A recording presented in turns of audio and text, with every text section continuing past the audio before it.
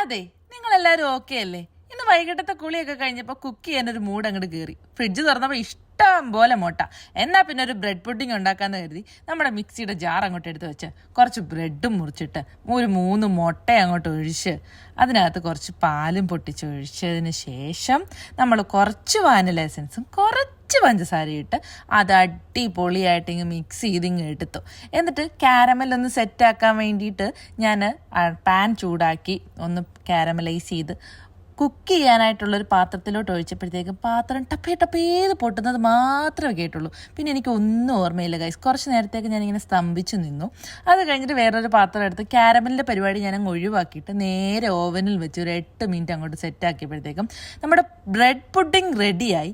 പക്ഷേങ്കിൽ എൻ്റെ ഉമ്മി അത്ര റെഡി ആയിട്ടില്ലായിരുന്നു കേട്ടോ. പക്ഷേ സാധനം എന്തായാലും നമ്മൾ ഉണ്ടാക്കിയ സാധനം കൊള്ളാമെന്ന് നോക്കണമല്ലോ. അതുകൊണ്ട് ഞാൻ തന്നെ ആദ്യം അങ്ങ് പരീക്ഷിക്കാമെന്ന് വിചാരിച്ച് ആദ്യം ഞാൻ തന്നെ കഴിച്ച് നോക്കി ഗൈസ്. സത്യമായിട്ട് ഞാൻ ഉണ്ടാക്കിയതുകൊണ്ട് പറയല്ല, നല്ല കിടുക്കാച്ചി ഐറ്റമാണ് കേട്ടോ. നല്ല ഒന്നാം തരം ടേസ്റ്റാണ്. നല്ല പഞ്ഞി പോലെ ഇരിക്കുന്നു. ചൂടായിട്ട് ഇരുന്നിട്ട് ഞാനങ്ങ് വായിലിട്ടപ്പോഴത്തേക്കും അലിഞ്ഞു പോയതുകൊണ്ട് അത് മൊത്തം കഴിച്ച് കഴിഞ്ഞപ്പോഴാണ് എനിക്കൊരു സമാധാനമായത്. ഇനി ഞാൻ മാത്രം കഴിച്ച് നിങ്ങൾ വിശ്വസിക്കാത്തത് കൊണ്ട് തന്നെ ഞാൻ എൻ്റെ കലിപ്പായിട്ടിരിക്കുന്ന ഉമ്മച്ചിക്കും കൊണ്ട് കൊടുത്തു.